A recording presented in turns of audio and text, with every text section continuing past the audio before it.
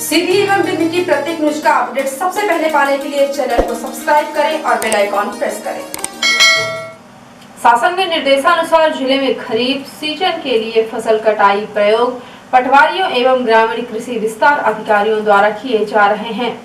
फसल कटाई प्रयोग के आधार पर ही फसल की उत्पादकता निर्धारित होती है तथा कृषकों के लिए नीति निर्धारण में महत्वपूर्ण भूमिका रहती है।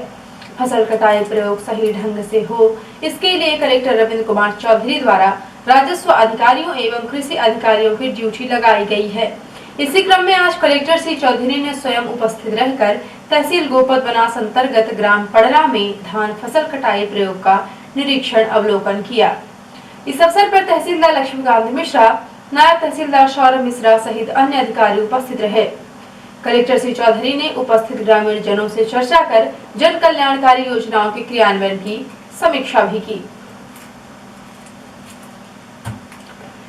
मध्य प्रदेश के उपचुनाव के घमासान में पूर्व नेता प्रतिपक्ष अजय सिंह ने आज सुर्खी में पारुल साहू के समर्थन में एक भीड़ भरी जनसभा को संबोधित करते हुए कहा कि उपचुनावों में लड़ाई अब कांग्रेस और भाजपा के बीच नहीं हो रही, बल्कि जनता और भाजपा के बीच हो रही है। मैं अभी तक 28 में से 14 विधानसभा क्षेत्रों से होकर आया हूँ। हर सभा में मुझे यह लगा कि जनता ने ठान लिया है कि हमें बिकाऊ माल के साथ नहीं रहना है। पता नहीं कब गद्दारी कर जाएं। बुंदेलखंड का हर व्यक्ति वोट की कीमत समझता है और उसका स्वाभिमान भी है। आगे अजय सिंह ने कहा कि महाराज सिंधिया और नए महाराज गोविंद सिंह राजपूत अहंकार में हैं। सिंधिया के मूल में गद्दारी है। उनके पूर्वजों ने महारानी लक्ष्मीबाई को धोखा दिया और अब ज्योतिरादित्य सिंधिया ने अपनी मां जैसी संस्था कांग्रेस पार्टी को धोखा दिया है। उनके पीछे पीछे गोविंद सिंह राजपूत भी चल दिए, जिन्हें कांग्रेस ने सब कुछ दिया। युवा कांग्रेस का अध्यक्ष बनाया, विधायक बनाया और मंत्री बनाया, फिर भी वे लोभ में पड़कर भाजपा में चले गए। अब जनता की बारी है कि वह सच्चाई का साथ दे और ईमानदार को वोट दे। उन्होंने कांग्रेस प्रत्याशी पारुल साहू को अपना अमूल्य मत देकर गद्दारों को सबक सिखाने की बात कही। सिंधिया जी जो 1-1.5 महीना पहले कहते थे कि टाइगर इज जिंदा, टाइगर अभी जिंदा है, अब कहने लगे काला कौवा हो। मुख्य चिकित्सा एवं स्वास्थ्य अधिकारी सीधी द्वारा आदेश जारी कर जिला अंतर्गत क्षेत्र की समस्त शासकीय अस्पतालों में पदस्थ समस्त विशेषज्ञ चिकित्सा अधिकारी, आयुष चिकित्सा अधिकारी को निर्देशित किया गया है कि अपने अपने कर्तव्य स्थल पर उपस्थित रहकर कोविड-19 की गाइडलाइन का पालन करते हुए चिकित्सालय में उपचार हेतु आने वाले रोगियों की जांच व परामर्श देना सुनिश्चित करें। शासकीय चिकित्सकों को निज निवास में निजी प्रैक्टिस पर आगामी 1 माह तक के लिए प्रतिबंधित किया गया है। आपातकालीन स्थिति को छोड़कर मुख्य चिकित्सा एवं स्वास्थ्य अधिकारी ने बताया कि कोविड-19 वैश्विक महामारी नियंत्रण व उपचार को दृष्टिगत रखते हुए यह आवश्यक है कि जिला अंतर्गत शासकीय अस्पताल में पदस्थ चिकित्सकों द्वारा कोविड-19 की गाइडलाइन का पालन करते हुए रोगियों की जांच व परामर्श दिया जाना सुनिश्चित करें। गत माह की तुलना में चालू माह में कोविड-19 संक्रमित रोगियों की संख्या में वृद्धि हुई है। साथ ही कई चिकित्सक व पैरामेडिकल स्टाफ भी प्रभावित हुए हैं। जारी आदेशानुसार निजी प्रैक्टिस करते पाए जाने, निज निवास में रोगियों की भीड़ इकट्ठा किया जाना पाए जाने की स्थिति में संबंधित चिकित्सक के विरुद्ध कड़ी दंडात्मक कार्यवाही की जाएगी। उन्होंने उक्त आदेश का कड़ाई से पालन सुनिश्चित करने के निर्देश दिए हैं। करणी सेना भारत का सबसे बड़ा सामाजिक संगठन है, जिसकी शुरुआत राजस्थान से 2006 में हुई थी। सूरजपाल अम्मू जी की अध्यक्षता में देश हित और सर्व समाज के कल्याण को सर्वोपरि रखते हुए करणी सेना का गठन किया गया। आज करणी सेना लाखों कार्यकर्ताओं के साथ राजस्थान, मध्य प्रदेश, गुजरात, उत्तर प्रदेश, बिहार, हरियाणा, पंजाब, हिमाचल प्रदेश, पश्चिम बंगाल, चंडीगढ़, जम्मू कश्मीर, झारखंड, दिल्ली, महाराष्ट्र समेत कुल 17 राज्यों में सक्रिय है। 20 अक्टूबर को मध्य प्रदेश करणी सेना के प्रदेश अध्यक्ष योगेंद्र सिंह डोडिया द्वारा करणी सेना के राष्ट्रीय अध्यक्ष सूरजपाल सिंह अम्मू की सहमति से हर्ष सिंह बघेल को सीधी मध्य प्रदेश का जिला अध्यक्ष युवा शक्ति जिला सीधी के पद पर नियुक्त किया है, जिसका उन्होंने विधिवत नियुक्ति पत्र भी जारी किया है। जारी नियुक्ति पत्र में इस बात की अपेक्षा की गई है कि हर्ष सिंह की नियुक्ति से समाज और संगठन को मजबूती मिलेगी। करणी सेना का प्रमुख उद्देश्य राष्ट्रवादी व्यक्तित्व का निर्माण करना है। करनी सेना सनातन समाज को संगठित करके भारत को उन्नति के शिखर पर ले जाना है और देश को प्रगति के क्षेत्र में आगे बढ़ाने के कार्य में संलग्न है। देश में कोई आपदा या समस्या आ जाने पर संगठित लोगों को आर्थिक और शारीरिक रूप से मदद प्रदान करता है। करनी सेना का मुख्य उद्देश्य भारत को खुशहाल रखना, समृद्धशाली सनातन संस्कृति के मूल्यों को बनाए रखने का होता है। यह एक ऐसा संगठन है जिसने हमेशा समाज में वर्ग भेद, जाति भेद व ऊंच नीच का भेदभाव को खत्म करने का प्रयास किया है।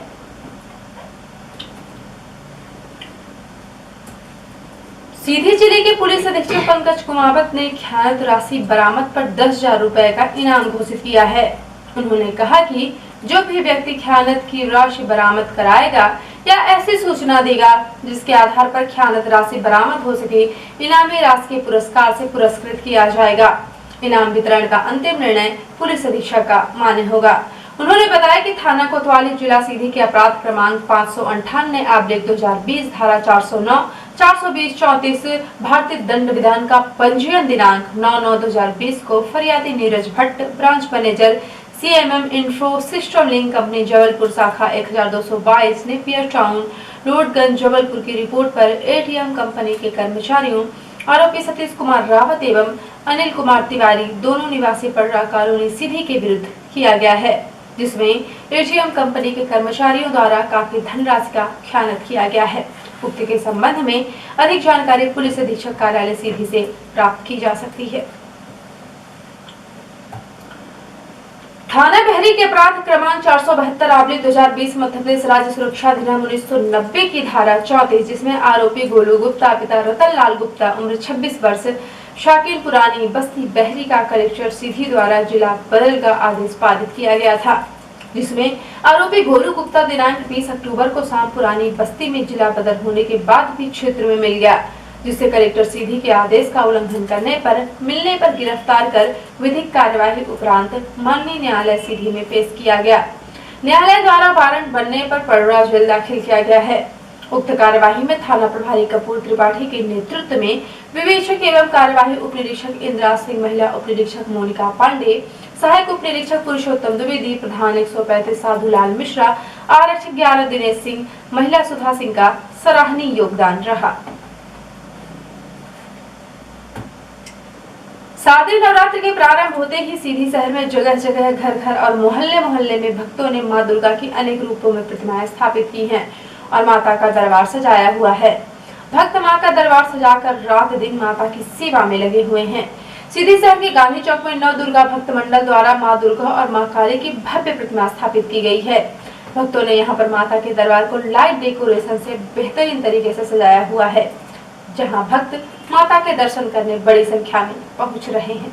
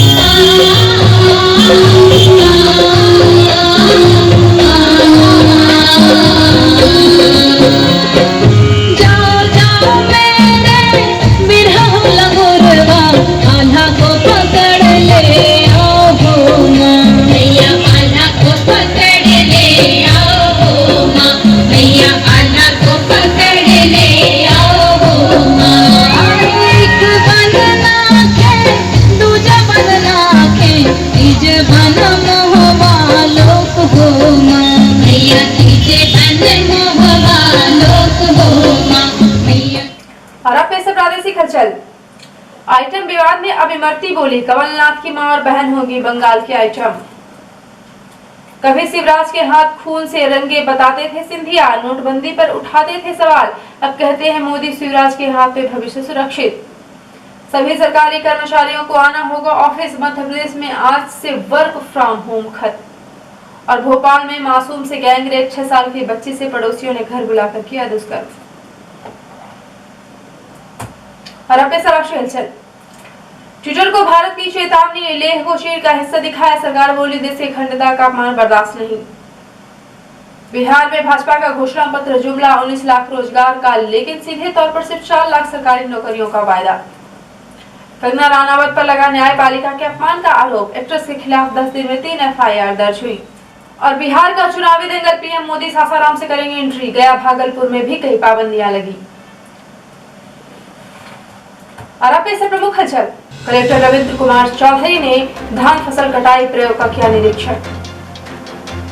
लड़ाई अब भाजपा और जनता के बीच है, लोगों ने बिकाऊ के साथ न रहने की ठान ली है, भाजपा वाले भी समझ गए हैं कि सिंधिया को लाकर गलती ही, कहा अजय सिंह ने।